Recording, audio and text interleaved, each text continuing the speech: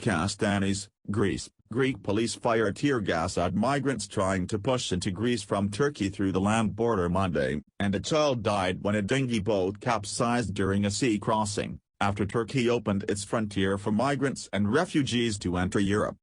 The child's death, reported by the Greek Coast Guard, was the first since thousands of migrants began massing at the frontiers with Greece over the weekend after Turkish President Recep Tayyip Erdogan announced an easing of restrictions on those wishing to cross to Europe. Turkey's announcement, initially by an official on Thursday, marked a dramatic departure from a previous policy of containing the hundreds of thousands of refugees and migrants in Turkey. Erdogan apparently aims to pressure Europe into offering Turkey more support in dealing with the fallout from the Syrian war to its south.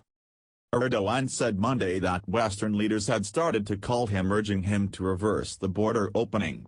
He said he told them, "It's done, the doors are open now. You will have your share of this burden now." He added that soon the number of people going to the border will be expressed in millions. Thousands of migrants on Monday tried to find a way across Turkey's land border into Greece, which has made clear its borders will remain closed. Dozens managing to pass through either border fences or fording the river there. As Greek police fired tear gas, a group of several hundred holding white flags shouted "Peace, peace," asking to be let into Greece. Others were trying to reach Greek islands from the Turkish coast. Turkey's decision to ease border restrictions came amid a Russian-backed Syrian government offensive into Syria's northwestern Idlib province. That offensive has killed dozens of Turkish troops and led to a surge of nearly 1 million Syrian civilians fleeing toward Turkey's sealed border, threatening a dramatic new influx of displaced into a country that already hosts 3.5 million Syrian refugees.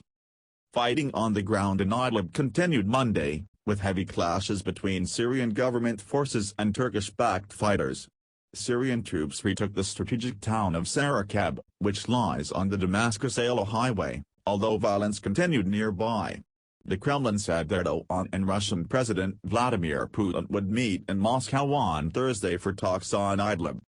The Greek Coast Guard said 48 migrants on a dinghy heading to the island of Lesbos, accompanied by a Turkish patrol vessel while in Turkish waters, deliberately overturned their boat once in Greek waters, triggering a rescue operation Monday morning.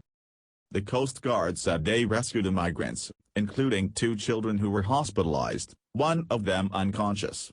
Resuscitation efforts on the unconscious child, a boy aged around 6 or 7, failed, the Coast Guard said. The other child was considered out of danger. Their nationality was not immediately available. Greek authorities said that in the 24 hours from 6 a.m. local time Sunday, they thwarted 9,877 attempts to cross the northwestern land border, either through the fence or across the Evros River, which runs along the frontier. Authorities arrested 68 people and charged them with illegal entry. Theros Nganda, a 40-year-old woman from Cameroon, made it into Greece by wading across the river.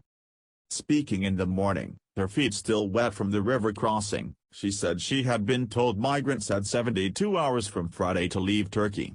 She got on one of dozens of buses and minibuses that have been ferrying people from Istanbul to the border, among about 2,000 people, including Syrians and families with young children. Nganda said she was put into the river on the Turkish side of the border. "They told me go that way." Greece says it is faced with what has all the markings of an organized campaign by Ankara to push people through its borders. The government has sent Greek army and police reinforcements to the land border with Turkey, saying it was suspending all asylum applications for a month and would return those entering the country illegally without registering them. The army announced a 24-hour live-fire exercise along the border for Monday, declaring the area dangerous and banning any movement of people or livestock during the exercise.